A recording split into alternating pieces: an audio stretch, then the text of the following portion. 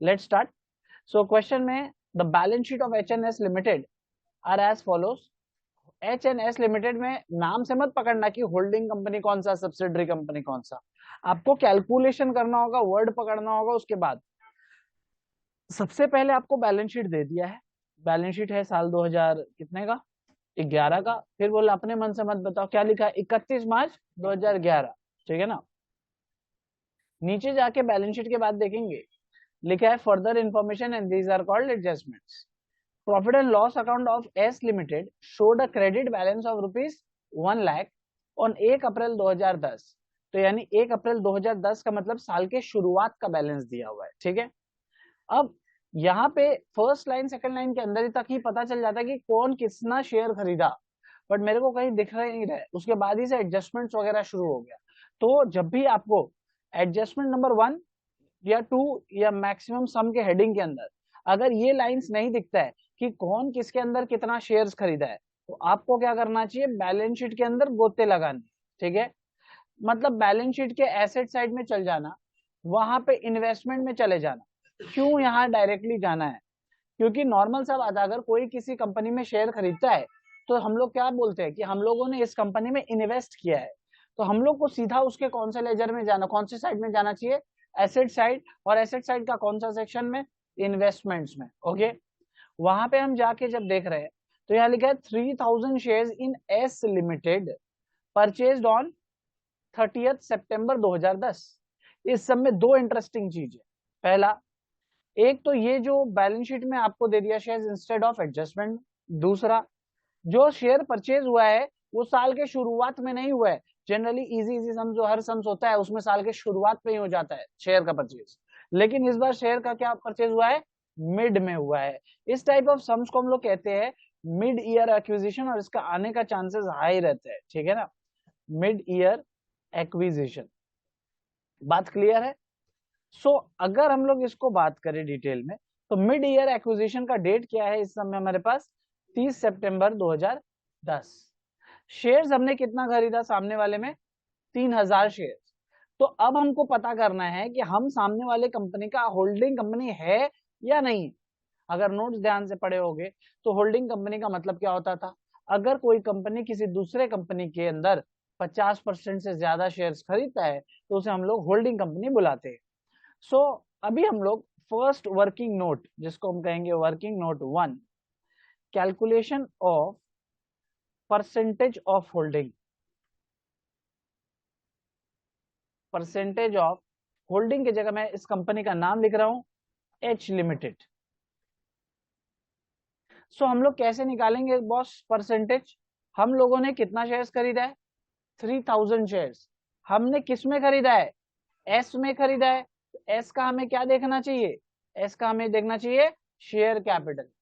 S का share capital कितना दिख रहा है, 4 लाख। अगर 4 लाख रुपए का शेयर कैपिटल है और 1 रुपए का, एक शेयर का रुपया कितना, 100, तो उसके पास कितने शेयर हो गए, डिवाइड कर लीजिएगा तो पता चल जाएगा। दो जीरो हटा दीजिए तो कितना बचेगा, 4000। सो हमने कितना शेयर खरीदा, 3000। उसका कुल मिला के शेयर कितना था, 4000। मल्टीप्लाई करेंगे 100 से तो क्या बन जाएगा, कैलकुलेटर। दिमाग कितना तेज थोड़ी है तुम लोग का। हाँ चलो कैलकुलेटर निकालो, हंसने नहीं बोले, कैलकुलेटर निकालने बोले। ऐसे ऐसे कर करके आ जाएगा तुमको थोड़ी देर बाद। चलिए 75% एवरीबडी सही में। तो चलिए यहाँ तक कॉपी कर लीजिए, फिर आगे चलेंगे। वेरी गुड, तो जो वैल्यू है वो ईयर एंडिंग है। Very good. कौन सा वैल्यू, वैल्यू जो क्या है एच और एस का, एच और एस का बैलेंस शीट तो ईयर एंड पे ही बनते हैं। ईयर एंड है आपने 10-11 का निकालते हैं, क्योंकि 9-10 के हिसाब से तो ये तो क्लोजिंग बैलेंस था ना। नहीं नहीं नहीं, यहाँ पे जो 4 लाख है यही क्लोजिंग यही ओपनिंग। क्योंकि ड्यूरिंग द ईयर कोई शेयर का एडजस्टमेंट तो नहीं दिया है कि ड्यूरिंग द ईयर कोई शेयर इशू हुआ है। अगर मान लो कोई बोनस शेयर होता तो फिर हम लोग वो सोचते, लेकिन जब कुछ इशू ही नहीं हुआ है तो साल के एंड में अगर 4 लाख शेयर है तो साल की शुरुआत में भी 4 लाख ही शेयर होंगे। Very good question. यहाँ तक बात क्लियर है सबको। देखो ये चैप्टर सबसे इजी चैप्टर है, ऐसे खाली एक हाइप क्रिएटेड है, ये टफ चैप्टर है। मैं जो ये मेथड से कराता हूँ, ये मेथड में थोड़ा वर्किंग नोट ज्यादा लगता है, टाइम ज्यादा लगेगा, आपको ऐसा फील होगा, लेकिन ये सबसे बेस्ट मेथड एंड 30-35 मिनट्स के अंदर आपका ये पूरा होल्डिंग कंपनी का 20 मार्क्स का सम कंप्लीट हो जाएगा। ठीक है ना। चलिए सो आइए अगला एडजस्टमेंट को पढ़ते हैं। ऑन अ सीरियस नोट मैं बोल रहा हूँ, ये सबसे इजी चैप्टर है। तुमको अगर कैश फ्लो फंड फ्लो से इजी नहीं लगा तब बता। A dividend of 15% was paid by S limited. ए कौन पे किया? S limited. सो सब्सिडरी ने पे किया या होल्डिंग ने? वेरी गुड, बस ये सब समझ में आ रहा है, बस काम खत्म। इससे इंग्लिश समझा तो इस चैप्टर में कुछ नहीं। In October 2010 for the year 2009-10 which was credited to the profit and loss. ठीक है ना। सो कौन डिविडेंड दे रहा है? होल्डिंग कंपनी दे रहा है या सब्सिडरी कंपनी दे रहा है? सब्सिडरी कंपनी दे रहा है। जब आप सब्सिडरी कंपनी डिविडेंड देता है, जस्ट इस चीज को देखना, कॉपी मत करना। सब्सिडरी कंपनी एस लिमिटेड है, ये डिविडेंड दे रहा है, किसको देगा ये? एच लिमिटेड को एंड एस लिमिटेड के शेयर होल्डर्स को, राइट। क्योंकि एस लिमिटेड में दो प्रकार के शेयर होल्डर्स है, एस भी है, एस का भी शेयर होल्डर्स लोग है, और एच का 75%, राइट। एस के भी तो 25% शेयर होल्डर होंगे ना एस के कंपनी में, और उसके अंदर एच का शेयर होल्डर कितना है? 75%, और एस का खुद का शेयर होल्डर्स कितना है? 25%। तो ये स्टोरी है। डिविडेंड कौन दे रहा है? ये दे रहा है। तो दो टाइप के डिविडेंड होते हैं, एक प्री एक्विजिशन डिविडेंड और एक पोस्ट एक्विजिशन डिविडेंड। ठीक है, जैसा कि हम लोग एडजस्टमेंट में पढ़े थे। सो अभी हम लोग इस एडजस्टमेंट में करने जा रहे हैं प्री एक्विजिशन डिविडेंड। ठीक है। पोस्ट एक्विजिशन डिविडेंड कैसा होता है? सब में लिख के दे देगा, propose dividend for the year. ठीक है, तो आप समझ जाना वो क्या है, पोस्ट एक्विजिशन डिविडेंड। सो अभी फिलहाल क्या कर रहा है? अ डिविडेंड ऑफ हाउ मच?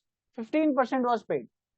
जब भी सब्सिडरी का कोई भी एडजस्टमेंट करोगे, कोई भी, ये तो पहला एडजस्टमेंट, अभी बहुत और भी आएगा, कोई भी एडजस्टमेंट करोगे तो सबसे पहले एक स्टेटमेंट बनाओगे जिसको हम लोग कहते हैं अपना वर्किंग नोट 2। इसका नाम होता है एनालिसिस ऑफ प्रॉफिट्स।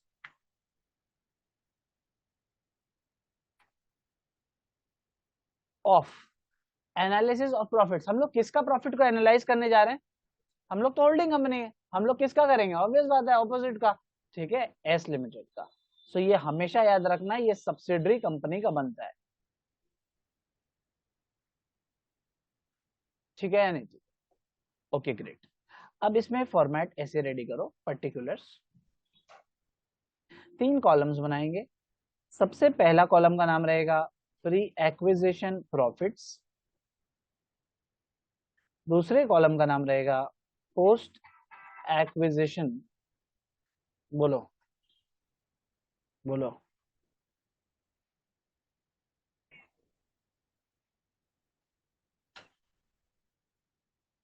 बात कर लो एक बार, देख के कहाँ रख सकते,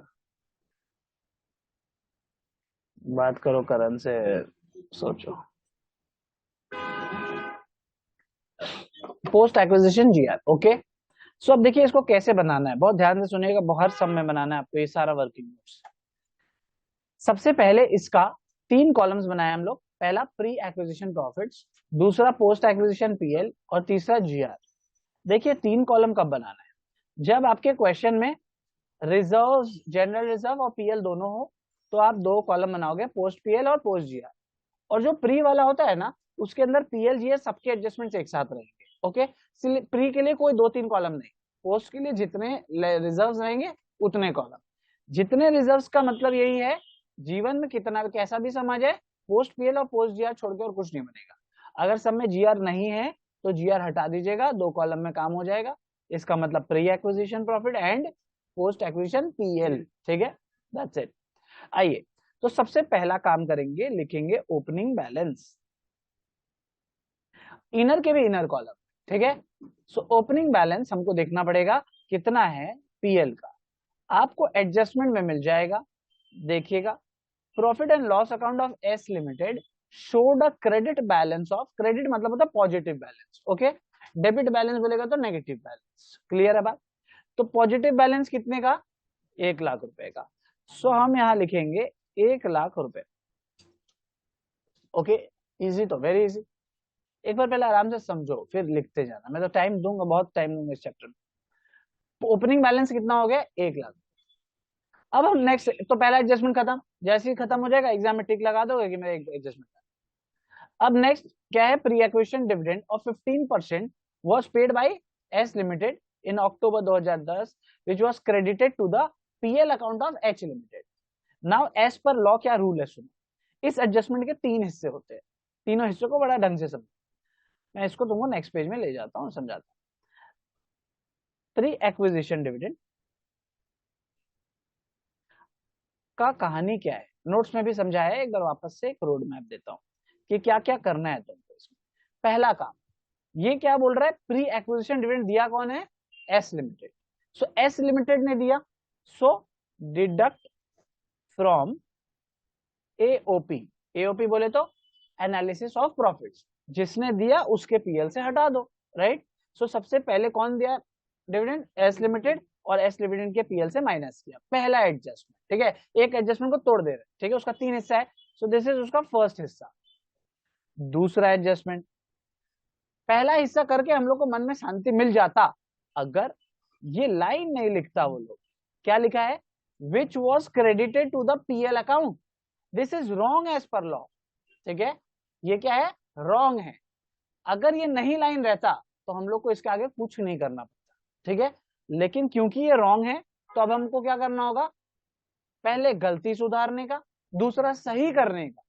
सो पहले मैं आपको दिखाता हूं सही क्या करने का, रिड्यूस, अच्छा डिडक्ट और रिड्यूस मतलब सेम ही होता है, हाँ रिड्यूस नहीं, बहुत लोग इंग्लिश ज्यादा स्ट्रांग होते हैं ना, तो रिड्यूस फ्रॉम इन्वेस्टमेंट, बात क्लियर। और तीसरा लेग अब क्या करने का, गलती सुधारने का, रिड्यूस फ्रॉम सीपीएल, सीपीएल बोलता है कंसोलिडेटेड पीएल, कंसोलिडेटेड पीएल का मतलब मेरा पीएल, ठीक है, मेरा कौन, एच लिमिटेड का पीएल को कहते हैं कंसोलिडेटेड पीएल, ओके, जिसमें एच लिमिटेड का पैसा तो रहेगा ही, साथ में एस में जितना हमारा हिस्सा है वो भी रहेगा, मतलब मेरा 100% प्लस एस से कितना लेके आएंगे, 75%, वो दोनों हिस्सा को कहाँ रहता है, वो कंसोलिडेटेड पीएल। तो यानी एक बात तो क्लियर है, इसमें क्या रहेगा, अपना हिस्सा रहेगा। तो इन दोनों में ही ना जो फिगर लिखोगे वो शेयर ऑफ होल्डिंग कंपनी लिखोगे, ठीक है। मतलब जैसे डिविडेंड जो दिया, कौन दिया, एस लिमिटेड दिया, मैंने क्या समझाया था, एस लिमिटेड किसको किसको डिविडेंड देता है, बोलो, एस लिमिटेड किसको, अपने शेयर होल्डर को भी देगा जो लोग 25% है, और हमें भी देगा, ठीक है, तो हमको भी दिया है और अपने शेयर होल्डर को भी दिया है। लेकिन पहला हिस्सा जो हम लोग ये वाला बना रहे हैं, ये तो एस लिमिटेड का है, तो इसमें से पूरा माइनस होगा, मतलब जो बाहर वाले को भी दे रहा है, जो अंदर वाले को भी दे रहा है। लेकिन जब हमको मिल रहा है तो क्या हमको पूरा मिलेगा, नहीं, हमको कितना मिलेगा, हमको सिर्फ मेरा हिस्सा 75%। बात क्लियर, ये एडजस्टमेंट सीख लिया तो ये 3 मार्क्स मिल गया तुम, 3 जगह एडजस्टमेंट होता है इसका, ठीक है, सिर्फ ये एडजस्टमेंट ढंग से सीख लिया तो 3 मार्क्स हर एक सम में रहेगा, हर एक सम, ठीक है। क्लियर है, ड्राइंग पूरा, कहानी पूरा क्लियर है। इस ड्राइंग को कहीं ना बना लो, बहुत सुंदर बन भी गया, बना लो कहीं, कहाँ लिखोगे तुम जानो, मतलब कहीं नोट्स जगह पे लिख दो, बहुत सुंदर बन गया।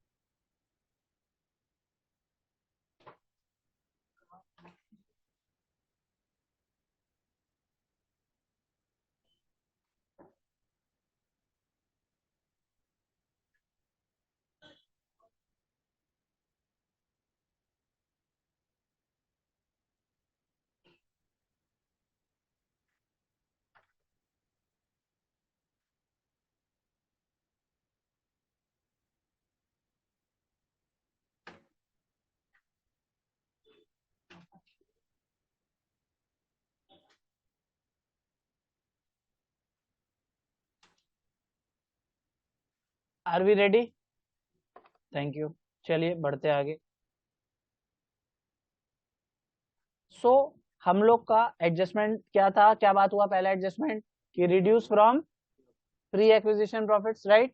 सो लिखेंगे हम लोग pre acquisition dividend, pre acquisition dividend, line छोड़ छोड़ के बनाना, फुल गैप फुल स्पेशियस देके बनाना, ताकि इसमें कोई हमको एरर नहीं चाहिए। कितना डिविडेंड होगा ये उसको डिसाइड करता, अभी लिखो मत, अभी जो जो बोलेंगे लिखना, अभी नोट बोले लिखो, नोट लिखो, जब देंगे सम कॉपी करने का टाइम सब करना। अब चीज को समझो, कौन डिविडेंड दे रहा है वापस से, वापस से एक्स लिमिटेड, एच या एस, एस, एस डिविडेंड दे रहा है अपने इक्विटी शेयर होल्डर्स को, तो हमें उसका शेयर कैपिटल देखना चाहिए। उसका शेयर कैपिटल में कितना रुपया है, 4 लाख। तो ये 4 लाख रुपया का 4 लाख रुपया में से डिविडेंड देगा। कितना परसेंट है डिविडेंड, 15%। कितना होता है, 60,000। ठीक है ना, कैलकुलेटर करेंगे तो 60 ही आएगा। हंसता क्यों है, तेरे पास तो कैलकुलेटर ही नहीं है, निकाल जल्दी से, सब चीज मुंह से करेगा। हाँ, फालतू बात, चल पढ़। हाँ, 60,000 माइनस करते हैं ठीक है, 60,000 माइनस करने से क्या आएगा, वेरी गुड, तो हम लोग लिख रहे हैं इधर 40,000। अभी और ध्यान से देखो, अभी काम कुछ भी नहीं हुआ, अधूरा है। 40,000 रुपया डिविडेंड हो गया, मतलब 40,000 आफ्टर डिविडेंड हो गया। अब यहाँ पे देखिएगा, नीचे में ना कोई भी एडजस्टमेंट जो होता है वो पीएल से रिलेटेड आपका नहीं होता है प्री एक्विजिशन पीरियड से, ठीक है। अब आपके इसका काम खत्म हो जाता है, जैसे प्री एक्विजिशन डिविडेंड खत्म हो जाता है, आपके इसका काम मोटामोटी खत्म हो जाता है। अब आप देखिए, यहाँ पे आपको मिलेगा पीएल के बैलेंस शीट में, बैलेंस शीट में 1 लाख कितना दिखा रहा है, 80,000। ये जो बैलेंस है ये कब का, साल के शुरुआत का या एंड का, एंड का। ऑब्वियसली भाई बैलेंस शीट कब बनता है, कोई गधा भी बता देगा, एंड में ही बनता है, 31 मार्च में। और नहीं बता रहे हो, गधा नहीं हो तो देख लो, देख के बता दो। तो बैलेंस शीट कब बनता है, एंड में। So PL of S limited at the year end is how much, 1,80,000। How much it was at the beginning of the year after dividend, 40,000। So profit during the year कितना हुआ होगा, profit during the year कितना हुआ होगा, 1,80 and में था, 40,000 शुरू में था, तो कितना कमाए पूरे साल में, 1,40,000 कमाए। अब बहुत ध्यान से, और ध्यान से सुनो, 1,40,000 जो है ना, चैट करने नहीं बोले मानसी, तो कैलकुलेट तो मैं कुछ करा ही नहीं था। 1,80,000 ईयर के एंड में था, साल के शुरुआत में कितना, 40, तो कितना कमाई की हो, 1,40,000, ये तो श्योर है। अगर ये सम मिड ईयर एक्विजिशन नहीं होता ना, मैं सीधा फिगर निकालता और बाहर लिख देता, 140, मतलब 1,80,000 माइनस 40,000 कितना आएगा, 140। लेकिन क्योंकि ये सम में मैंने स्टार्टिंग में ही बोला था कि ये मिड ईयर एक्विजिशन है, कैसे पता चला था कि इसका डेट जो है, ये देखिए, ये इसका डेट क्या है, 30 सितंबर 2010, ठीक है।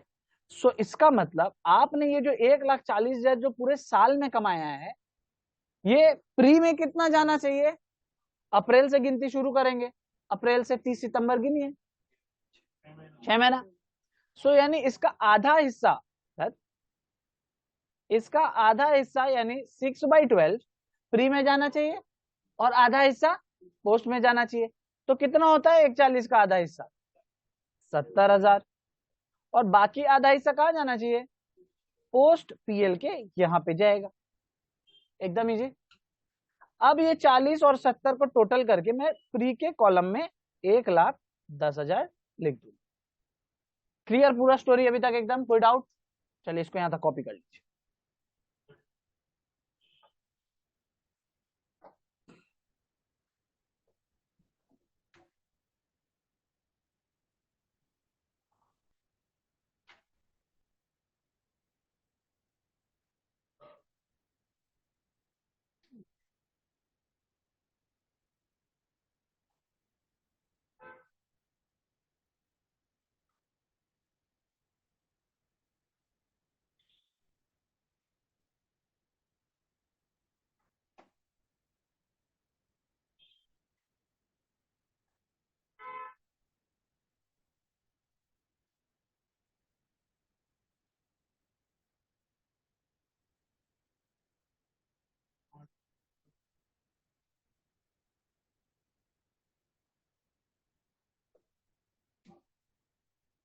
बात मत कीजिए, हो गया डन एवरीबॉडी, चलिए। नहीं, साक्षी पानी लाई थी ना,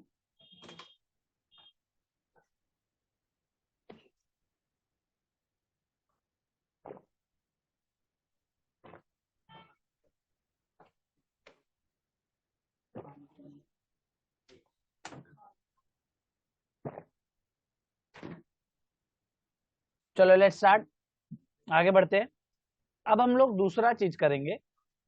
जब आपका पीएल का काम हो जाए तो ऑब्वियस बात है सर, ये स्टेटमेंट तो कंप्लीट होगा नहीं जब तक रिजर्व्स का काम नहीं हो जाए, राइट।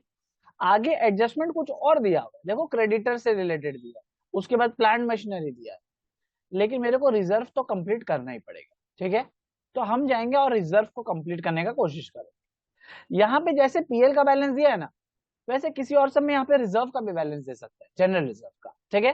तो आपको सेम प्रोसेस करना, जनरल रिजर्व में क्या लिखोगे, ओपनिंग बैलेंस, फिर क्या करोगे, एंड ईयर एंड का बैलेंस देखोगे। ईयर एंड का बैलेंस यहाँ देखोगे जनरल रिजर्व का कितना, 1,20,000, फिर देखोगे profit during the year.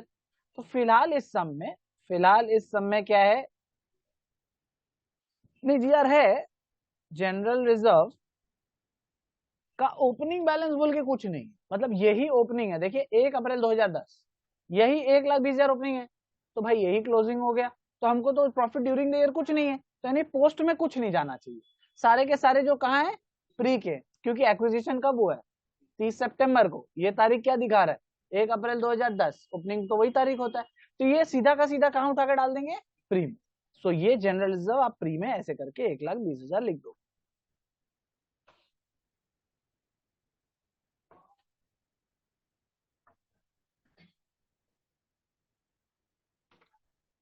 Easy तो यहां तक, चलिए अब और आसान करते हैं चीजों को। अब बैलेंस शीट में ना हर वक्त आपको प्रिलिमिनरी एक्सपेंस देखने नहीं मिलेगा, you are very lucky that एक सब में आपको देखने मिला, ठीक है। अच्छा नहीं मिलेगा तो क्या करेंगे, कुछ नहीं, पता ही नहीं है कि है ही सब में, ठीक है। लेकिन अगर मिला तो क्या करेंगे, वो सीखने के लिए ये सम्स करने का।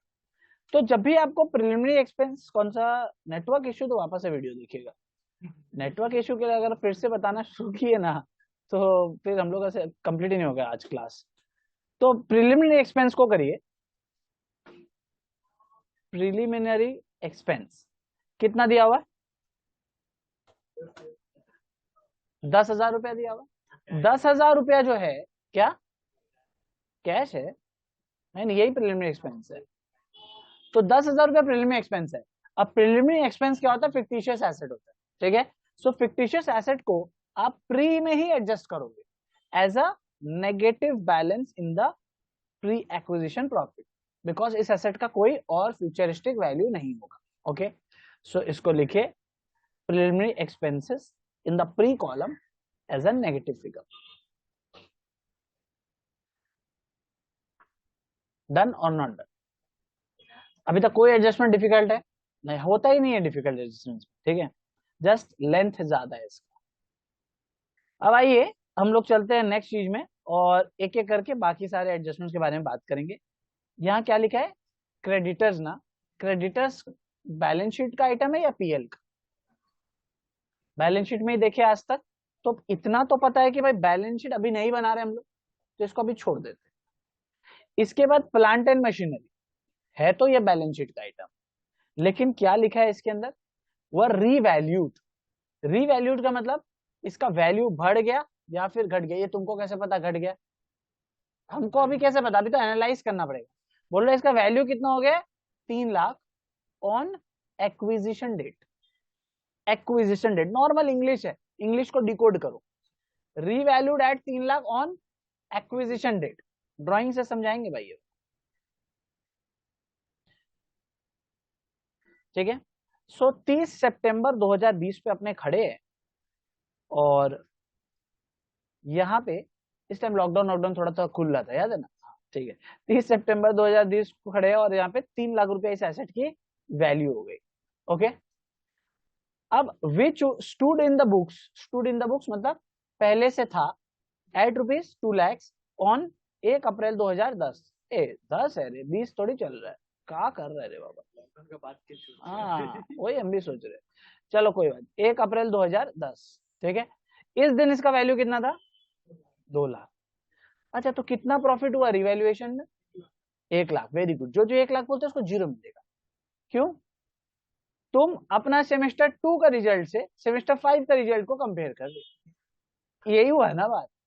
ये कब है, 1 अप्रैल 2010, ये कब है, 30 सितंबर 2010, तो ये दोनों वैल्यूज नॉट कंपेरेबल, अगर ये वैल्यू आपको एसेट का पता होता 30 सितंबर 2010 को, तब आप 30 सितंबर की दोनों वैल्यूज को कंपेयर कर सकते, राइट। अब तुम्हारा क्लास 2 का मार्क्स क्या आएगा सेम 5 में? नहीं आएगा। तो बोलेगा हम तो 2 में भी 0 ही लाता था, तो अलग बात है, अलग बात है। लेकिन ईयर एंड में हम देखते हैं कितना है मेरा। ईयर एंड में हमारे पास जो फिक्स्ड एसेट्स है, उसमें जो प्लांट एंड मशीनरी है उसकी वैल्यू कितनी है? 1,80,000। सो 31 क्या है, मार्च 2011 में इसका वैल्यू है 1,80,000। ठीक है, ये वैल्यू है। ओके, सो तुमको सबसे पहले क्या करना चाहिए, तुमको यहां से इस 2 लाख को चला चला के यहां तक लाना चाहिए। ठीक है, यार फर्स्ट टारगेट क्या है कि 2 लाख का वैल्यू आज के डेट में कितना होगा वो पता होना चाहिए, एंड उसके लिए क्या पता होना चाहिए, डेप्रिसिएशन का रेट पता होना चाहिए।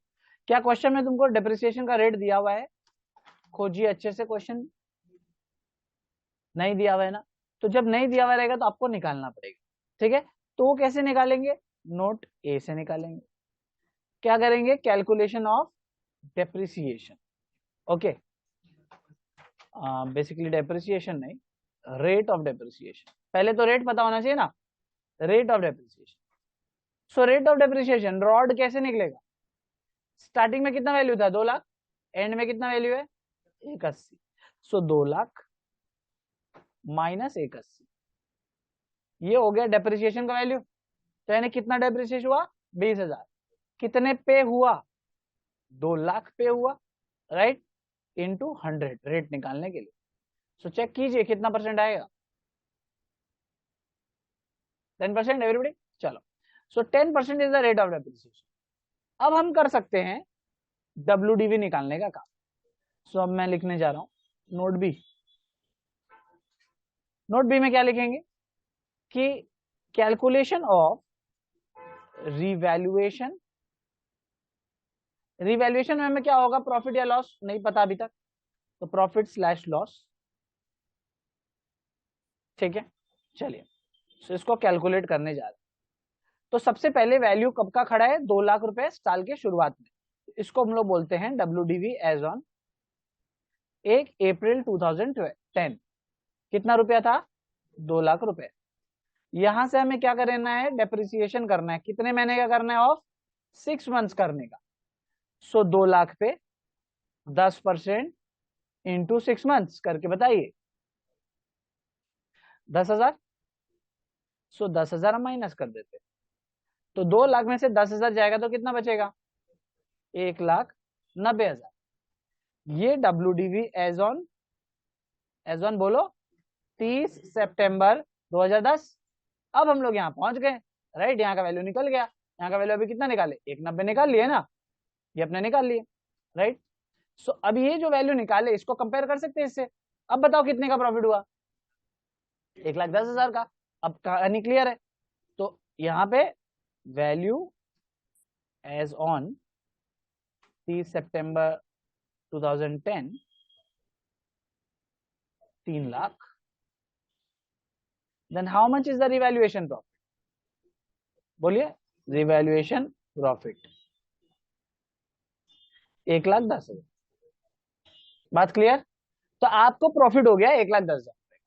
अब सुनो ध्यान से, अब क्योंकि वैल्यू 30 सितंबर 2010 के बाद से कितना हो गया? 3 लाख हो गया, और एसेट पे पहले से डेप्रिसिएशन तो 2 लाख पे लगा था, तभी ना वो 1,80,000 पे आया। तो यानी मिसमैच ऑफ डेटा है। तो यानी डेप्रिसिएशन कम लगा हुआ है या ज्यादा लगा हुआ है? ज्यादा कैसे लगा हुआ है? 2 लाख पे लगा हुआ है ना पहले से, और अभी कितना पे लगना चाहिए था? 3 लाख पे लगना चाहिए था। तो डेप्रिसिएशन क्या है? कम लगा हुआ है, इसका मतलब अंडर चार्ज है। और सिंपल टेक्निक क्या है याद रखने का, कि जब आपको रिवैल्यूएशन प्रॉफिट होगा तो डेप्रिसिएशन अंडर चार्ज भी निकालना पड़ेगा, और जब आपको रिवैल्यूएशन लॉस होगा तो यानी डेप्रिसिएशन ओवर चार्ज निकालना पड़ेगा। ठीक है, सो अब नेक्स्ट नोट में बनाएंगे नोट नंबर सी। क्या बनाएंगे? Depreciation under charge. अच्छा, वी आर वेरी कॉन्फिडेंट, इसलिए हम प्रॉफिट स्लैश लॉस नहीं लिख रहे। पहले से पता है कि डेप्रिसिएशन क्या होगा? अंडर चार्ज होगा। जैसे ऊपर में अभी हम क्या लिखा था? Revaluation profit slash loss. ठीक है, लेकिन हमको यहाँ पता है ना, क्योंकि अंडर चार्ज ही होने वाला है, क्योंकि पहले 2 लाख पे डेप्रिसिएशन लग रहा था, अब कितना पे लगना चाहिए? 3 लाख पे लगना चाहिए।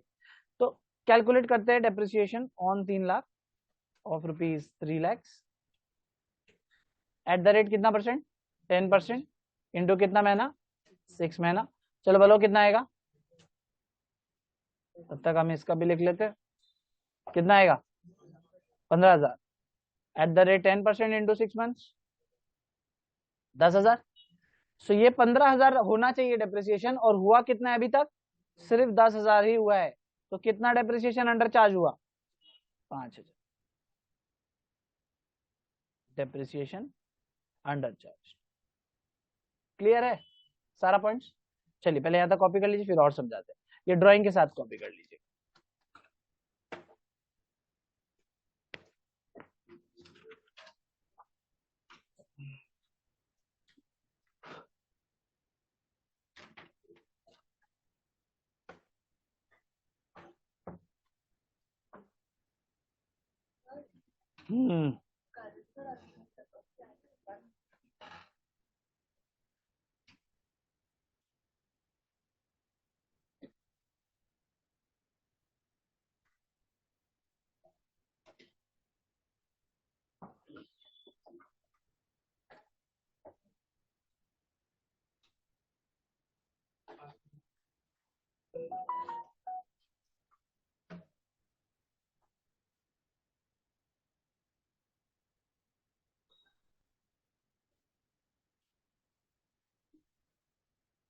बहुत खुश लग रहे हो आप लोग।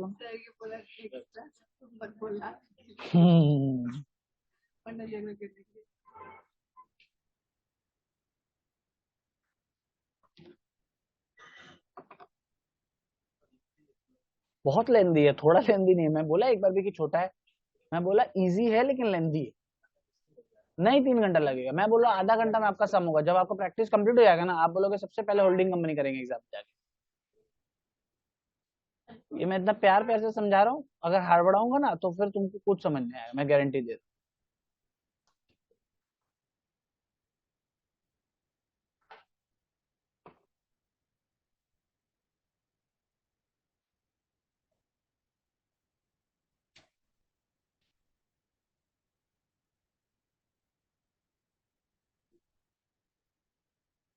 ये चैप्टर तुम जो कर रहे हो ना, ये सीए फाइनल का चैप्टर है, पता है, सीए फाइनल अकाउंट्स का चैप्टर है, क्लासिक चैप्टर। ठीक है, नहीं छोड़ो मत। देखो जीवन में मूर्ख बन के रहोगे तो क्या फायदा है। जीवन में ऐसा चीज करो जो सब लोग कम लोग करता है, ठीक है, तब जाके कुछ फायदा होगा, बाजार में इज्जत मिलेगा।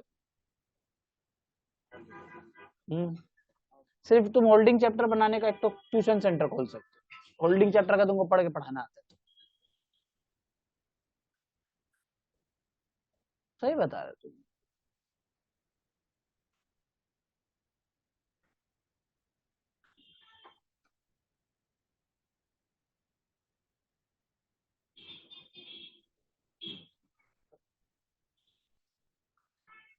हाथ काम नहीं कर रहा तुम्हारा, कौन सा हाथ?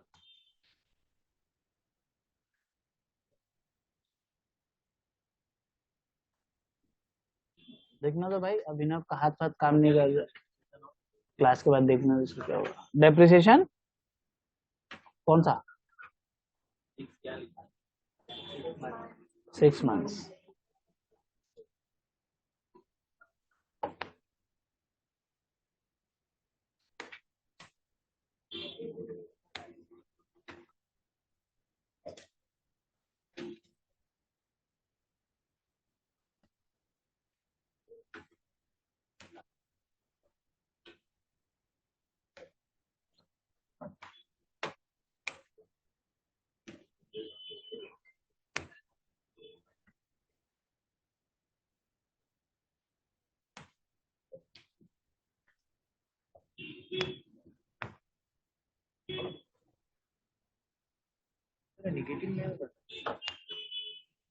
कौन सा? नहीं नहीं वैसे नहीं, इससे इसको माइनस कर लो।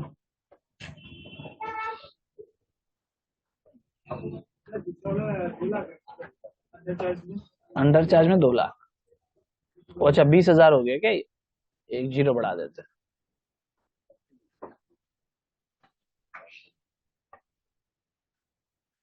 हो गया या नहीं हुआ? आराम से करो, आराम से करो। एक भी क्लास में हम तुमको ये नहीं बोलेंगे do it fast. Holding company का एक भी क्लास में तुम मुझसे नहीं सुनोगे please do fast, go as slow as possible, but do it.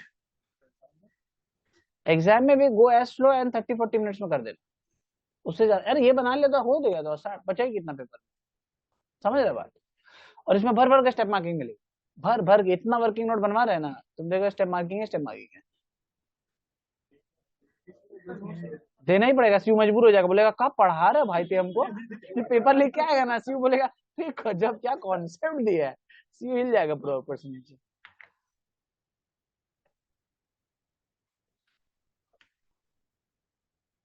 ए तुम नीचे क्या बोल रहे थे, नीचे करे कुछ है ही नहीं इसके नीचे, 2 बार चेक कर लिया हम तो, लिखा ही नहीं इसके नीचे।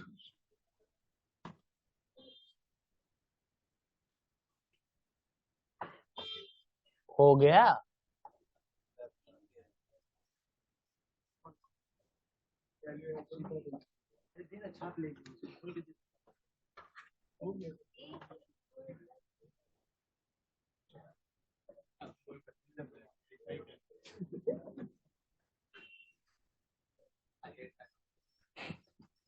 है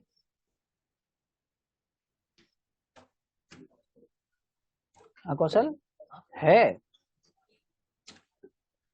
बोला ना हेट माई माइंड, तो माइंड है।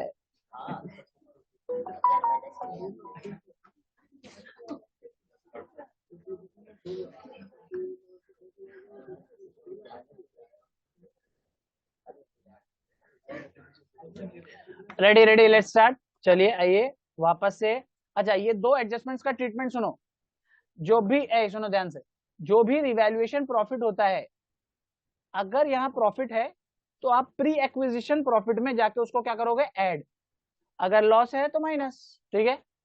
डेप्रिसिएशन के साथ ठीक उल्टा, अगर अंडर चार्ज है तो क्या करने का, ऐड।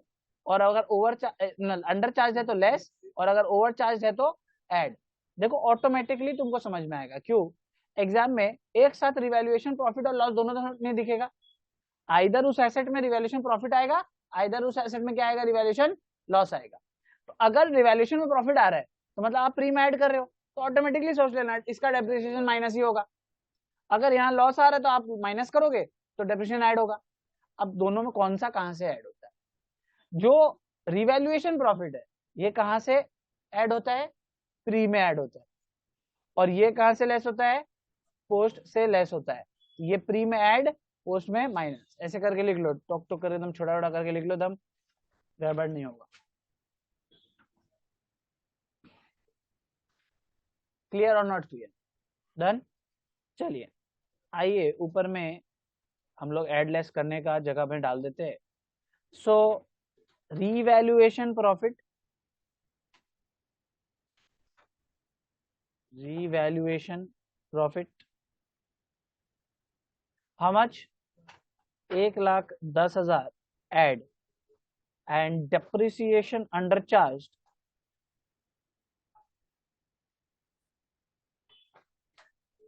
कितना हजार आया था, 5,000, 5,000 माइनस। हमको तो लगता है जो बैकअप करके नहीं आया उससे भी सम बन जाएगा, इतना इजी, मतलब इतना इजी कॉन्सेप्ट है।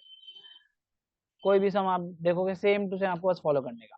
अच्छा छोड़ो, इसके बाद अपना सी डी एडजस्टमेंट में चलते हैं। यहाँ तक एडजस्टमेंट हो गया, सी का तो बात हो गया था, डी का बात हो गया, ई का। अच्छा इस ये जो एडजस्टमेंट है इसका कंप्लीट नहीं हुआ अभी, ठीक है ना। इसका भी क्या हुआ, पीएल का ट्रीटमेंट हुआ, बैलेंस शीट भी तो बनेगा ना। जब बैलेंस शीट बनाओगे तो क्या करोगे, इसका जो रिवैल्यूएशन प्रॉफिट हुआ है एसेट से बढ़ जाएगा, ऐड हो जाएगा, और जो डेप्रिसिएशन लगाए हो तो एसेट से माइनस कर देंगे। तो वो जब बैलेंस शीट बनाएंगे तब देखेंगे, अभी अपने पास उतना टाइम नहीं है, बाद में देखते हैं। There is a contingent liability for pending suit in the books of H limited. Contingent liability मतलब होता है देना और नहीं देना पे डिस्प्यूट चल रहा है, तो बैलेंस शीट में वो नहीं आता है। सम्स के हम लोग एंड में फुटनोट में दे देंगे, देयर इज अ कंटिंजेंट, ये लाइन एग्जैक्टली कॉपी कर देंगे सम्स के एंड में, मतलब जब सम खत्म हो जाएगा तब कब आता है, ठीक है। और इधर जो एडजस्टमेंट है, creditors of S limited includes 40,000, ये पूरा बैलेंस शीट का आइटम है और कंसोलिडेटेड पीएल में होगा, उसको बाद में डील करते हैं। सबसे पहले इसको बैलेंस कर लेते हैं, इस अकाउंट को बैलेंस कर लेते हैं। चलो अच्छा, पोस्ट एक्विजिशन जीआर में तो कोई फिगर ही नहीं आया, सो सैड।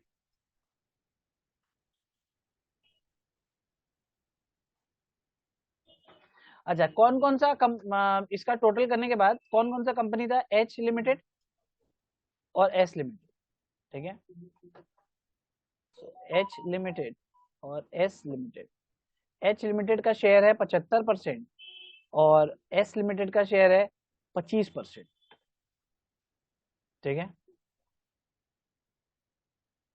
सबका टोटल वोटल हो जाए तो बता दीजिए।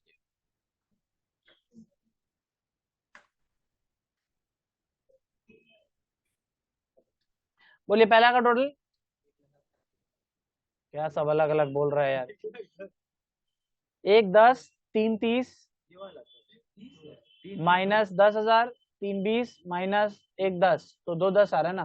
कितना आ रहा है? कैसे 3 30 आ रहा है भाई? 1,10,000, 1,20,000, 1,10,000, 3,40,000 और 10 3 ऐड है और 10,000 माइनस आना है, कितना आ रहा है? 3 30, 3 30 फाइनल तो ठीक है, 3 30 फाइनल, ये 65 फाइनल। चलिए, और ये वाला 0 फाइनल। हाँ, पोस्ट में कहाँ है? चलो, ये 3 फिगर्स होपफुली फाइनल है। अब क्या करोगे? ये जो 3 30 है इसका कितना परसेंट? 75 मेरा है ना, होल्डिंग कंपनी का, क्योंकि एस का कितना है? सिर्फ 25%। सो 3 30 का 75% करो, 25 करो, उसी तरह कर लिया। Very good, so fast. 247,500, 82,500। Next 65,000 का भी सेम सेम करो, 65,000 का 16,250 इस लिमिटेड का 16,250, 48,750 48,750।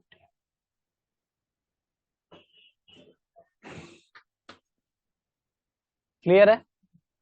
अब कुछ एरोज दे रहा हूं, ध्यान से समझना। ये जो फिगर है ना वो कहाँ जाता है पता है? ये जाता है गुडविल के कैलकुलेशन। कहाँ जाएगा? गुडविल के कैलकुलेशन। ये फिगर कहाँ जाएगा? माइनॉरिटी इंटरेस्ट में। ये फिगर कहाँ जाएगा? माइनॉरिटी इंटरेस्ट में। मतलब हम लोग एक और वर्किंग नोट बनाएंगे अभी थोड़ी देर बाद, उसको कहते हैं माइनॉरिटी इंटरेस्ट, ठीक है। सो उसमें जाएगा नीचे वाले फिगर्स। जो एस लिमिटेड का फिगर है वो सारा कहाँ जाता है? माइनॉरिटी इंटरेस्ट में। एच लिमिटेड का जो प्री का फिगर है वो कहाँ जाएगा? गुडविल कैलकुलेशन में। और जिसका जो पोस्ट का फिगर है ये कहाँ जाएगा? सीपीएल में। क्या? आईपीएल नहीं, सीपीएल। सीपीएल बोले तो कॉन्सोलिडेटेड पीएल।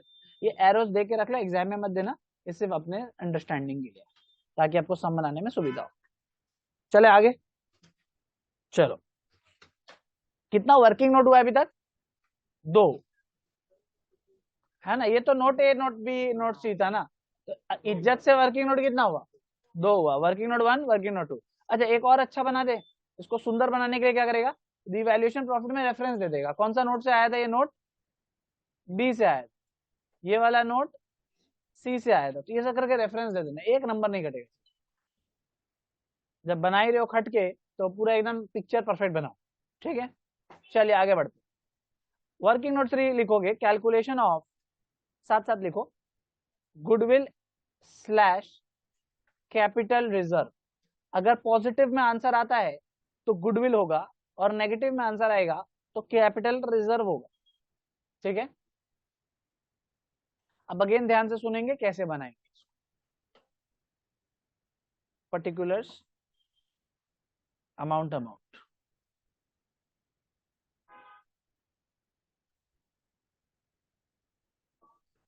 सो हम लोग सबसे पहले गुडविल निकालने के लिए क्या करते हैं? ये सोचते हैं कि सामने वाला के पास जब हम जाएंगे तो हम उसको कितना पैसा देंगे और हम उससे कितना सामान लेके आए। सपोज अगर हम उसको 100 रुपया दिए और 80 रुपया का सामान लाए, तो यानी हम उसको 20 रुपया एक्स्ट्रा दे के आ गए, उसको कहते हैं गुडविल।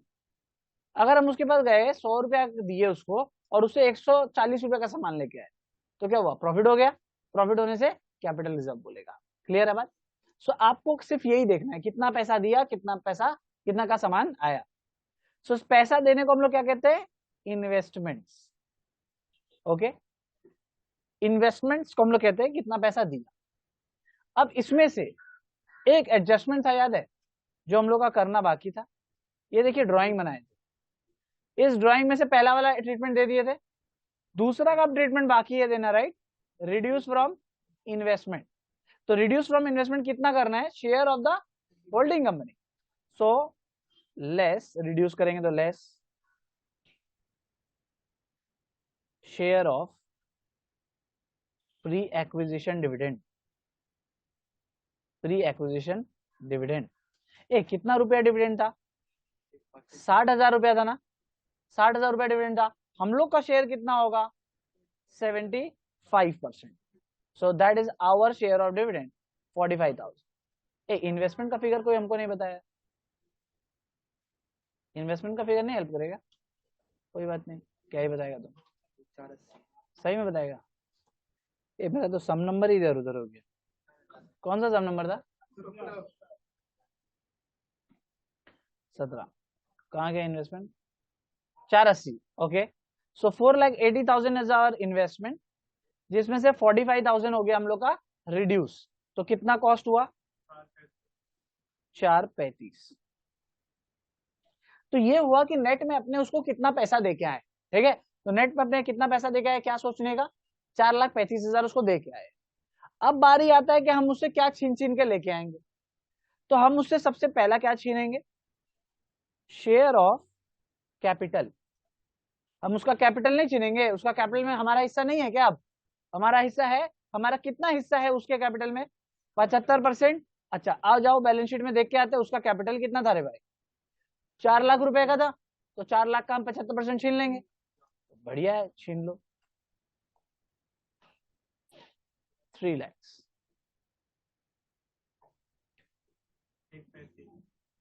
छोड़, अभी बैलेंस नहीं करना है। और क्या लेस करते हैं? याद है अभी एक एरो दे के आए थे? नहीं, माइनॉरिटी इंटरेस्ट नहीं, अभी एक एरो दे के आए थे 247,500। कहाँ जाता है? गुडविल के कैलकुलेशन में जाता है ना। तो ये भी हम लोग का ही पैसा है। सो ये भी हम उसका ही तो एओपी से लेके आ रहे हैं ना। एस लिमिटेड का एओपी बनाए, उसमें हमारा शेयर था 75%, तो 247 पे हमसे उसका हम प्री का प्रॉफिट टान लिए। ठीक है। अच्छा, तो पोस्ट का प्रॉफिट नहीं लेंगे क्या? लेंगे, कंसोलिडेटेड पीएल में डालेंगे। प्री वाला जो प्रॉफिट है कहाँ डालने का? गुडविल का कैलकुलेशन में डालने का। तो लिखो share of pre acquisition profits, share of pre acquisition profits. अच्छा, प्री का प्रॉफिट टानेंगे तो कितना रुपया था?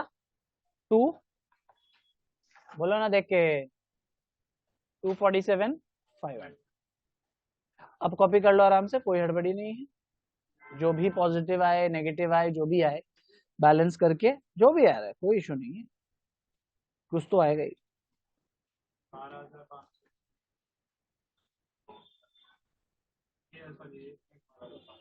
कितना आ रहा है? एक तो फिगर बताओ, या तो 12,500 हो सकता है, या तो 1,12,500 हो सकता है, दोनों नहीं हो सकता। फाइनल लॉक करे, एक लॉक कर दे। 1,12,500 नेगेटिव। नेगेटिव आने से क्या बोलते बॉस?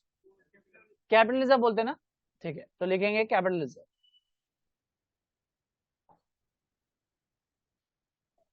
यस ऐश्वर्या, क्या बोल रही हो? कुछ तो बोल रही हो, मुंडी क्या ला रही हो? ना ना ना। ठीक है, एनीवेज कोई बात नहीं, इतना इंपॉर्टेंट तो कुछ बोल ही नहीं रही होगी। Working note 3, calculation of goodwill और कैपिटल रिजर्व कंप्लीट। कोई डाउट इसमें? इजी है एकदम भाई। ठीक है, अभी हम लोग को 6-7 मार्क्स मिल गया ऑलरेडी। आइए वर्किंग नोट 4 बना। वर्किंग नोट 4 लिखिए, calculation of minority interest.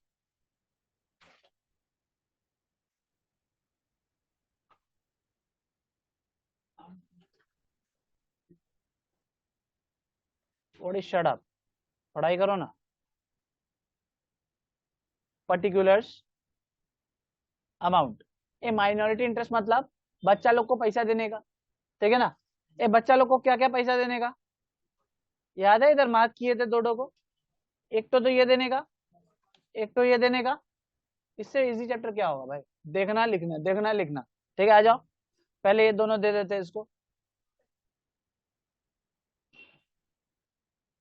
Share of, लिखते चलेंगे साथ साथ, share of pre acquisition profits, share of post acquisition profits.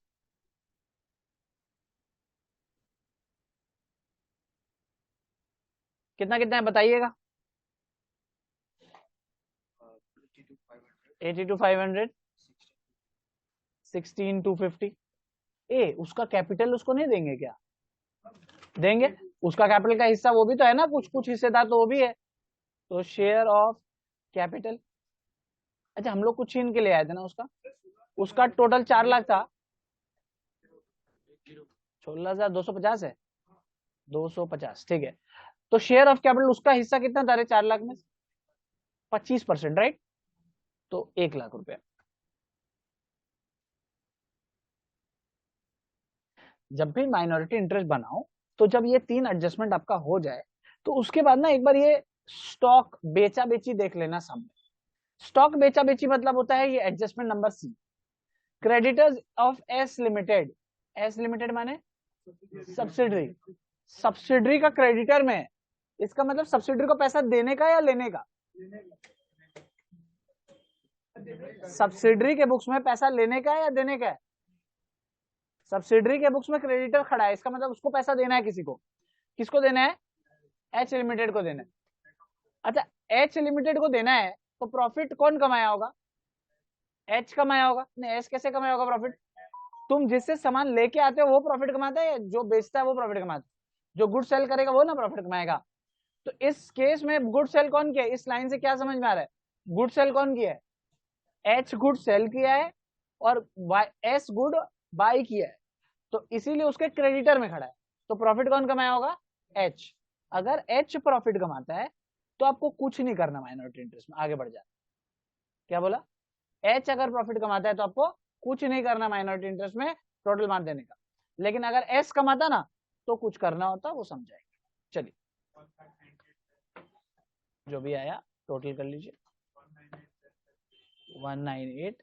अच्छा, एक सेकंड रुको, पहले एक और चीज चेक कर लेते हैं, उसके बाद टोटल मारो। सम में देखो कहीं प्रेफरेंस शेयर कैपिटल तो नहीं दे दिया है क्या? हाँ, हमेशा ये चेक कर लेना, हर सम में नहीं रहता है, लेकिन 10 में 2 सम में रहता है। ठीक है, प्रेफरेंस शेयर कैपिटल अगर दिया है तो आप उसको कैलकुलेशन में ले लोगे, माइनॉरिटी का जो पैसा है उसको दे दो। ठीक है, अगर नहीं दिया हुआ है तो टोटल मार देना। ओके, सो प्रेफरेंस शेयर कैपिटल डायरेक्टली पूरा का पूरा लिख दोगे, 1,40,000। क्योंकि यहाँ पे हम लोग जो इन्वेस्ट किए हैं, ये हम लोग सिर्फ उसके इक्विटी शेयर्स में इन्वेस्ट किए, not in his preference shares. Okay, अगर हम प्रेफरेंस शेयर में भी इन्वेस्ट करते तो क्या करते? सेम प्रोसेस को वापस से करते। 1,40,000 प्रेफरेंस शेयर कैपिटल।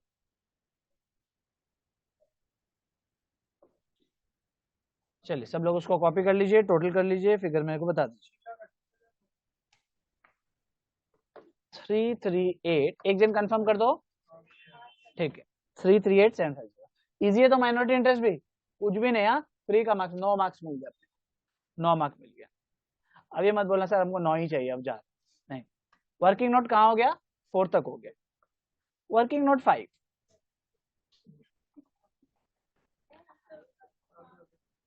लिखिएगा। सर बोले तो कुछ नहीं होगा, चुपचाप बैठे रहो। कॉन्सोलिडेटेड, कॉन्सोलिडेटेड नहीं, पहले हम इजी वाला बनाए थे, मन लग जाएगा इसका। जनरल रिजर्व, कॉन्सोलिडेटेड क्या बोलेगा? General reserve. लिखो general reserve of H limited. Consolidated किसका बनता है? होल्डिंग का। तो general reserve of H limited, H for holding company. तो एच लिमिटेड का जनरल रिजर्व देखो भाई, 2 लाख रुपया। तो यहां लिखोगे 2 लाख, ऐड करोगे share of post acquisition GR. क्या बोलेगा? Share of post acquisition GR. आ जाओ एनालिसिस ऑफ प्रॉफिट के टेबल में जाओ और देखो तो पोस्ट एक्विजिशन जीआर में एच लिमिटेड के बगल में कोई फिगर है क्या? हाँ, 0 है, क्योंकि एच पोस्ट जीआर में तो कोई फिगर ही नहीं आया था, तो एच का भी तो कुछ नहीं आया होगा। तो हम लोग क्या लिखेगा? 0। अगर कुछ आता तो लिख देता। ठीक है, 0। ये बहुत डिफिकल्ट था क्या वर्क? 9.5 मार्क्स मिल गया। धीरे धीरे जाएगा ना, हटा दे इसको। चलिए, वर्किंग नोट नंबर 6। इसीलिए मैंने नोट ए नोट बी नोट सी कर दिया, समझा ना मेरा स्कैम? नहीं तो 6 3 9 था, इसीलिए उसको हम 3 A B C बना दिया, साइकोलॉजी हल्का रहता है। Calculation of consolidated PL, PL माने profit and loss account,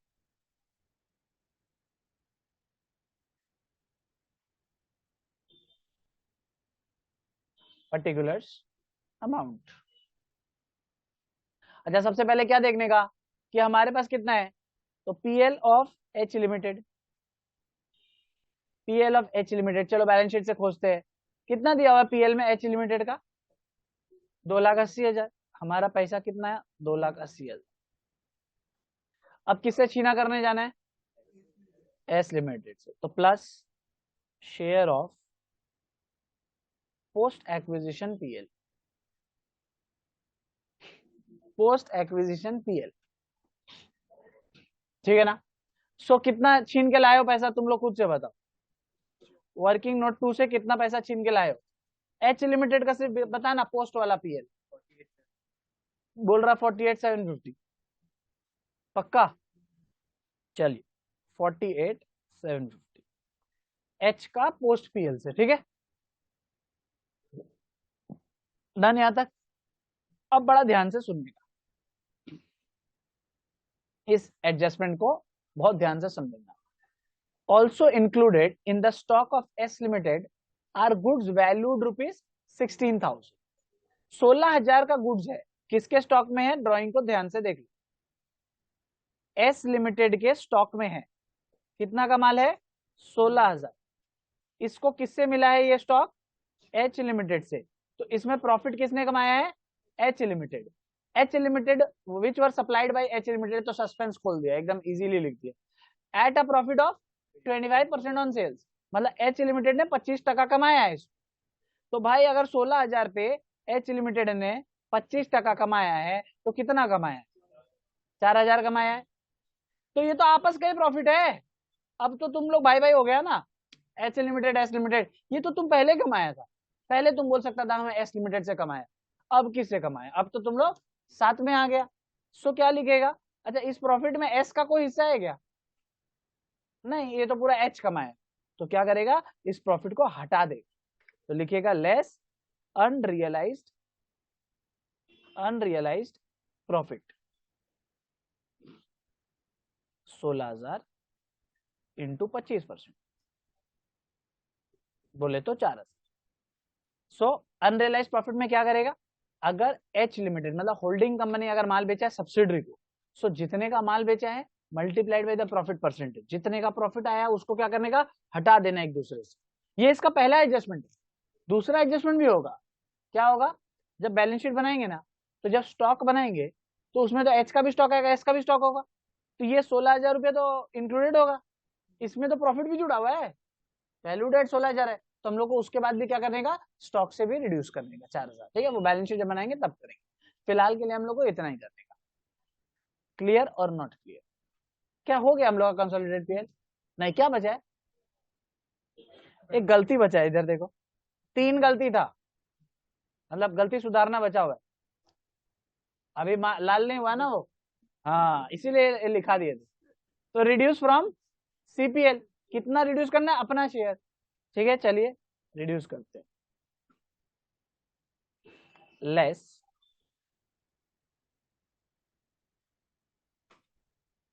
share of pre acquisition dividend,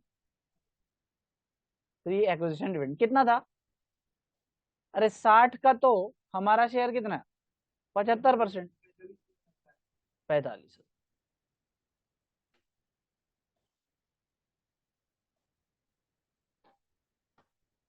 चलिए बैलेंस बुलेंस करके बताइएगा।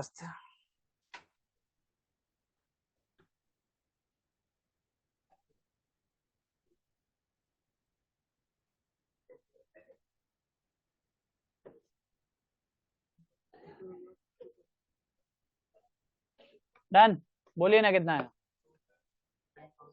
कितना कितना, 2,79,700। ठीक, कॉपी हो गया क्या सबका, कोई बच्चा है किसी का नहीं हुआ, वर्किंग नोट खत्म हुआ, ये एक बहुत ही बढ़िया सूचना है, ठीक है, बैलेंस शीट शुरू करते हैं, consolidated balance sheet,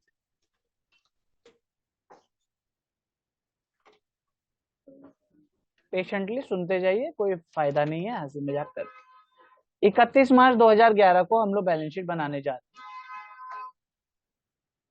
particulars, amount,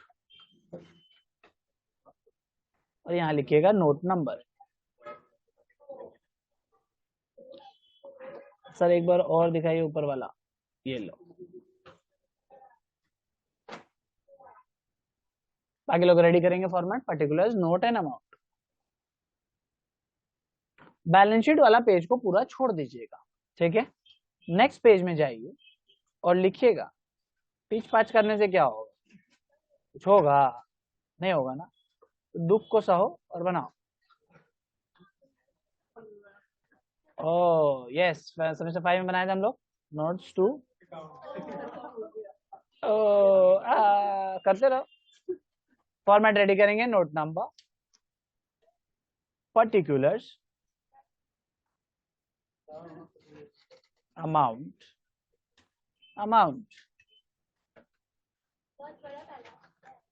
particulars, note number, amount. और बैलेंस शीट एक ही पेज में होता है, बैलेंस शीट कहीं ज्यादा बड़ा नहीं।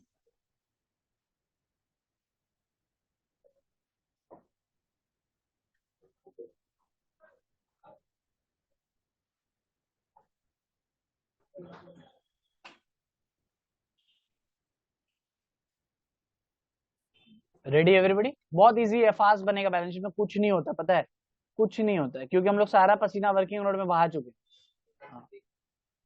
आइए, सो सबसे पहले फॉर्मेट लिखेंगे। फॉर्मेट आपको क्वेश्चन में हमेशा जो दिया रहेगा उसी को कॉपी कर दीजिएगा, नॉट अ बिग डील, ठीक है। सो यहाँ से फॉर्मेट देके छापना शुरू कर दीजिए। आइए, सो इक्विटी एंड लायबिलिटीज, उसके अंदर देखिए शेयर होल्डर्स फंड,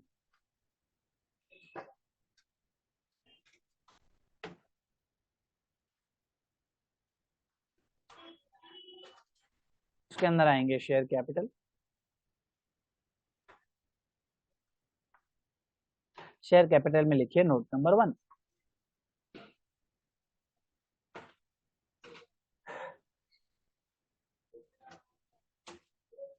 डन और नॉट डन? आइए नोट टू अकाउंट में आइए, लिखिए note number 1, share capital. Share capital में सबसे इंपॉर्टेंट चीज जो आपको देना पड़ता है वो ऑथोराइज कैपिटल, भूलिएगा मत, चाहे जीरो ही न क्यों ना हो। इस समय ऑथोराइज कैपिटल नहीं है तो मेरे को डैश देना पड़ेगा और उसके बाद इसको क्लोज कर देना पड़ेगा, होता तो लिखते जरूर। उसके बाद लिखेंगे issued and subscribed. Issued and subscribed में आपके पास जो जो कैपिटल के फिगर्स है वो आप लोग लिखोगे। किसका लिखोगे? होल्डिंग कंपनी का। होल्डिंग कंपनी का इक्विटी शेयर कैपिटल कितना? 8 लाख। प्रेफरेंस शेयर कैपिटल कितना? 3 लाख। तो इसको अभी आप शॉर्टकट में लिख सकते हो ऐसे, ESC PS। सो 8 लाख, 3 लाख, बहुत डिफिकल्ट था क्या? 11 लाख, इजी।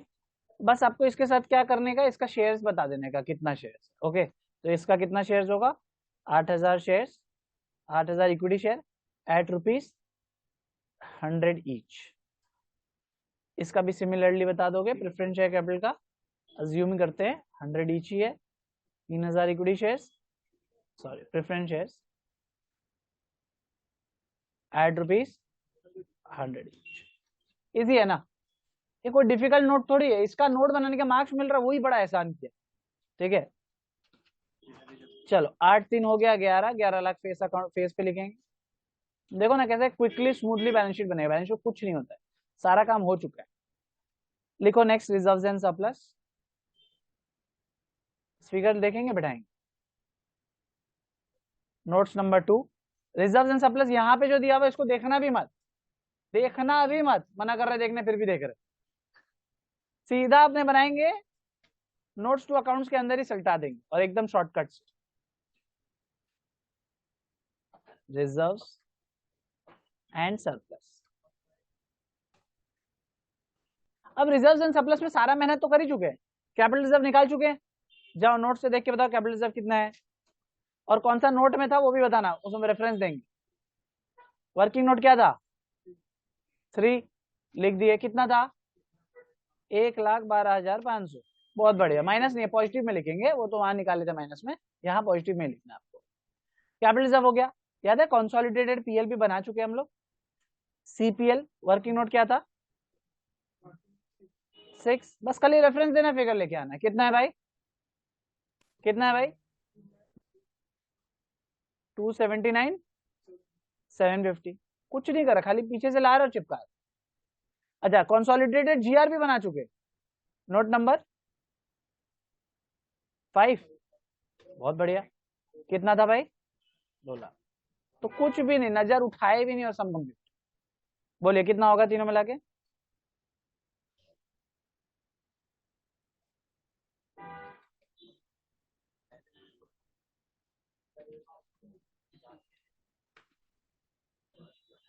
नहीं बोलेगा तो ऐसा करेगा तो अंदर होगा नहीं, एग्जैक्ट कितना है बोलो ना, तो मुंह में क्यों दबा के बैठे हो। 592 250, ठीक है, तो कंफर्म करो एक जन, ठीक है चलो फेस में जाके लिख देते। 592 250, बहुत बढ़िया। चलो नहीं करंट लाइबिलिटी नहीं तो हमको पैसा दिया ना, हम पढ़ाएंगे ना, रुको जरा। करंट लाइबिलिटीज के पहले या फिर नॉन करंट लाइबिलिटीज के पहले आप एक आइटम डालोगे, ठीक रिजर्व्स एंड सरप्लस कंप्लीट होने के बाद, ठीक है, जिसका नाम है, ये था शेयर होल्डर्स फंड। अब यहां आप डालोगे टू माइनॉरिटी इंटरेस्ट। वो बच्चा लोग को पैसा नहीं देंगे हम लोग, बच्चा लोग अपना कंपनी बेच दिया हमको, हम थोड़ा सा पैसा नहीं देंगे, लेकिन बना चुके ये भी अरे मतलब ठीक है ना, समझना, फीलिंग लेना खाली। वर्किंग नोट कितना है, वर्किंग नोट कितना था ये 4, कितना फिगर है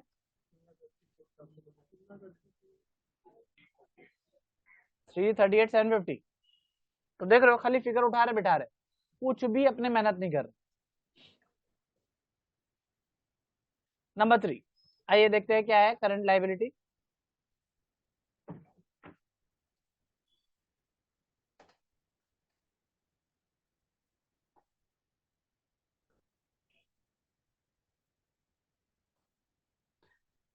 करंट लाइबिलिटीज में सबसे पहला है, क्या दिया हुआ है हम लोग को, ट्रेड पेबल दिया है, पहला क्या आखिरी ये है और कुछ दिया हुआ ही नहीं। आप बोलोगे उसके नीचे दिया हुआ है क्रेडिटर्स और बिल्स पेपर, वो उसी का हेडिंग है, ठीक है, तो हम लोग हेड में क्या देंगे ट्रेड पेबल, बाकी जो बनाएंगे नोट के अंदर बनाएंगे। वर्किंग नोट नंबर 3, मतलब note number 3 trade payable.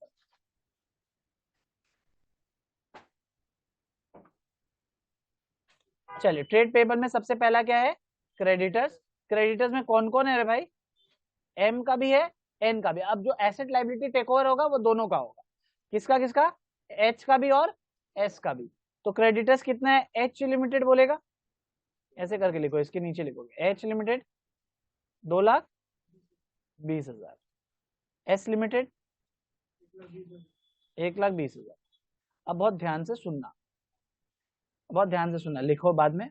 Adjustment था क्या है, creditors of S includes 40,000 for what, goods supplied by H limited. तो मतलब एक दूसरे को ही पैसा देना है, तो ये इसको कहते हैं म्यूचुअल सेट ऑफ। ये जो एक दूसरे को पैसा देना है इसका मतलब कुछ नहीं देना, तो नेट कर देंगे तो इसको माइनस कर देंगे, सो माइनस कर दीजिए, लिखिए mutual acceptances, mutual acceptances 40,000 rupees minus कर दीजिए। तो ये जो भी है एड लेस करके माइनस करके मेरे को एक फिगर बताइए 3 लाख। अब आइए सेम चीज बिल्स पेबल का कर लेते हैं, कोई बड़ा बात नहीं है। कैसे कुछ नहीं है रे भाई, बिल्स पेबल एक में 0 है, दूसरा में तो है रे भाई, तो फिर बिल्स पेबल एच का 0, एस का 40,000, 0 और 40,000 कितना होता है 40। हाँ बोलिए टोटल, ठीक है, सो 3,40,000 आ गया, हम लोग बैलेंस शीट के जाके फेस पे लगा देंगे, खुद से करिए।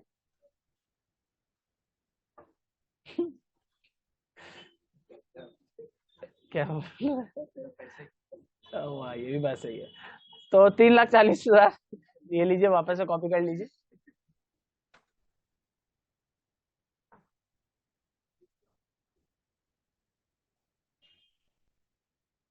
क्या बैलेंस शीट टोटल आ रहा है 23,71,000, ठीक है। एक जन कंफर्म करेंगे, हो गया हो गया। चलो टोटल कर लेते हैं, 23,71,000। बहुत बढ़िया, टोटल लिख लीजिएगा, डन। बारिश को आने दो, ऐसे भी कहाँ जाएगा, तब तो और आधा घंटा पढ़ना है। मजाक मस्ती नहीं करेंगे, हंसेंगे नहीं, एसेट्स करेंगे। लिखिए एसेट्स। एसेट्स के नीचे दिया ये लोग नॉन करंट एसेट्स, तो लिखेंगे NCA, that is the non current assets. Exam में एनसीए मत लिखना।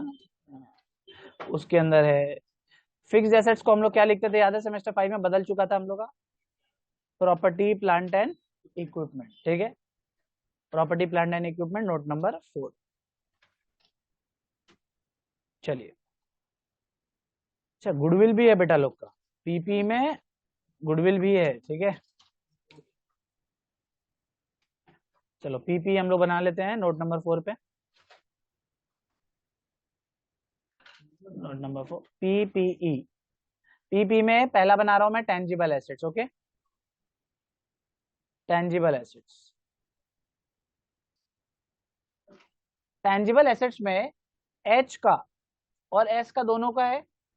सो एच का प्लांट एंड मशीनरी भी है, लैंड एंड बिल्डिंग भी है, तो हम लोग लिखेंगे एच में डैश देके land and building and plant and machinery. कितना आएगा भाई लैंड एंड बिल्डिंग बोलो? 5,00,000, 5,00,000 एंड 3,00,000। 60 बोल रहा है, ये 20 बोल रहा है, दो अलग अलग फिगर है। अरे यार डिसाइड कर ले भाई, 360 कैसे है, 320 तो है। हाँ 320 ही तो है। अभी हम लोग पूरा एच का लिख ले रहे हैं, फिर हम लोग पूरा एस का लिख लेंगे। एस का लैंड एंड बिल्डिंग बोलो? 360, plant machinery 81।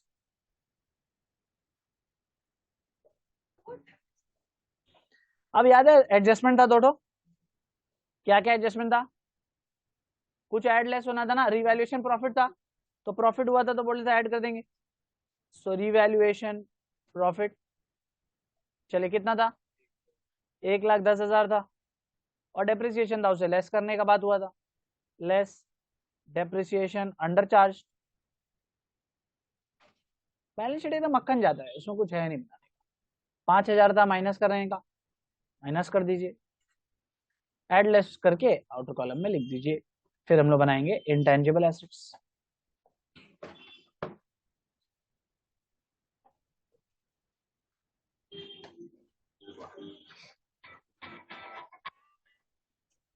Intangible asset H का दिया हुआ है गुडविल 80,000 और वाई का 60,000। एच का है 80,000 और एस का है 60,000। अच्छा कोई किया है क्या टोटल ऊपर वाले का, ये वाला एक बार कंफर्म करेंगे?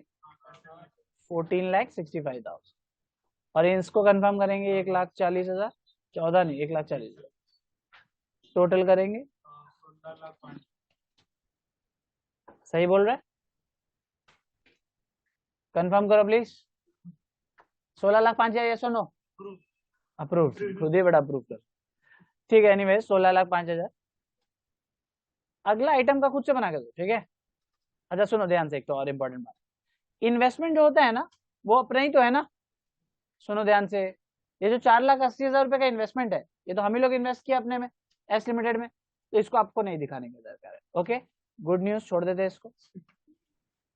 What is next? Current assets.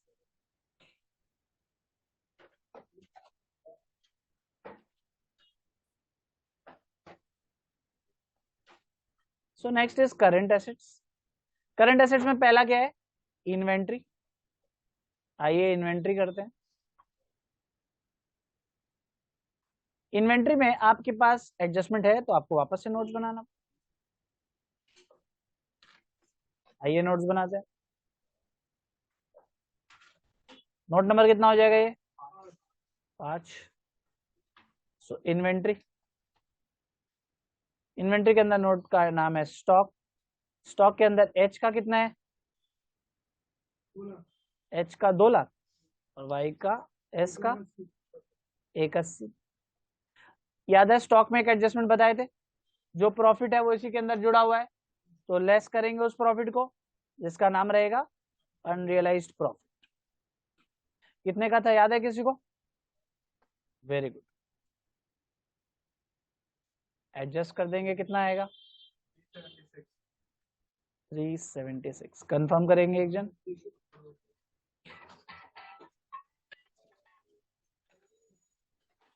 हाँ बोलो प्राची, बोलो।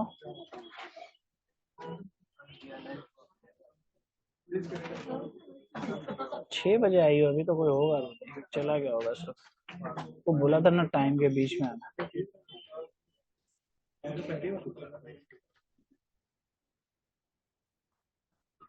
अच्छा तुम कहाँ रहती हो? अच्छा तो एक काम करना, कल आ जाना 2 से 6 के बीच में, ठीक है ना? थोड़ा बीच में आया करो, मतलब एकदम 6 के पास ही आके ना, ठीक है? चलो इन्वेंट्री के बाद next item trade receivables, right? तो चलिए ट्रेड रिसीवेबल्स करते हैं। ट्रेड रिसीवेबल्स में 6 नंबर नोट बनाएंगे। क्या चीज? खुद से लिखो। आराम से करो, आराम से, कोई हम नोट्स बना देते फिर आराम से लिखो। कहाँ तक कंप्लीट हो गया? इन्वेंट्री तक हो गया, तो ट्रेड रिसीवेबल लिखना है ना, तो लिखो ट्रेड रिसीवेबल। उसमें देख के क्या लिखेगा ट्रेड रिसीवेबल, गजब आदमी। उसके अंदर है डेटर्स, हमको लगा इन्वेंट्री बाकी है, बोल रही है। अच्छा लिखो, डेटर्स का एच का है 180 है, तो अच्छा ये 40 वाला है क्या? ठीक।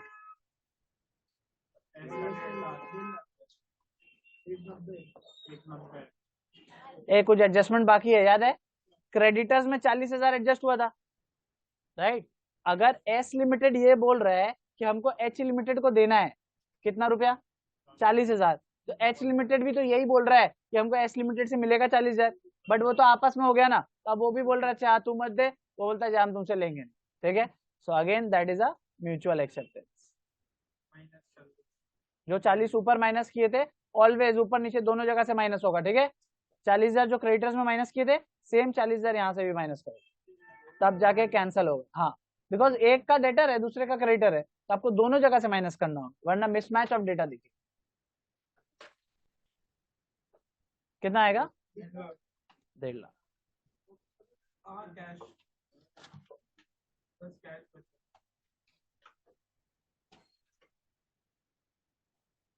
Last is cash and cash equivalent. यहां तक हो गया सबका? कहां तक हुआ तुम्हारा?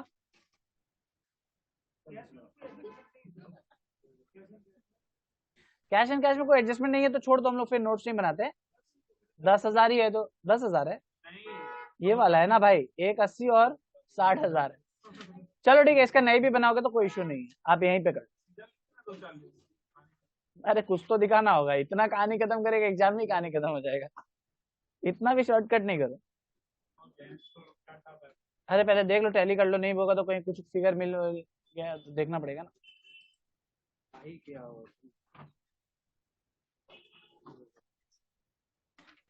प्लीज ऐड कीजिए, फालतू बात मत कीजिए, कोई हड़बड़ा के भागिए मत। टोटल करके बताइए मेरे को, आ गया? कितना आया? 23,71,000। Very good. अच्छा देखो, एक तो बात बता दो, चैप्टर बहुत इजी है, ये बात तो मानना पड़ेगा कि नहीं मानना पड़ेगा, right? Chapter is very easy, बहुत इजी। मजाक मस्ती में तो सुनो, कहानी काम का बात सुनो, सच में इजी है, जस्ट थोड़ा लेंदी है। हम लोग क्लास स्टार्ट किए थे एग्जैक्टली 4:45, सवा घंटा में एक्सप्लेनेशन के साथ बंद। 1-2 बार प्रैक्टिस करने के बाद विद इन 30 मिनट्स बनेगा, गारंटी। नेक्स्ट क्लास क्या करोगे? सुनो, ए सुनो, बाहर नहीं जाओ, होमवर्क क्या करके लाओगे? सुनो, ऑब्वियसली बोलने से कुछ नहीं होता है, होमवर्क करना पड़ेगा। मैं देता हूँ उससे इजी होमवर्क देता हूँ।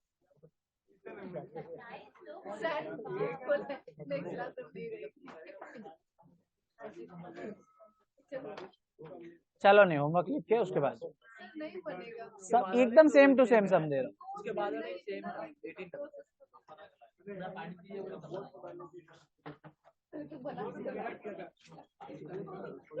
क्वेश्चन नंबर 18 करोगे homework everybody? Question number 18 this will be homework, कोई मिस नहीं करना, ठीक है? बोलते रहो।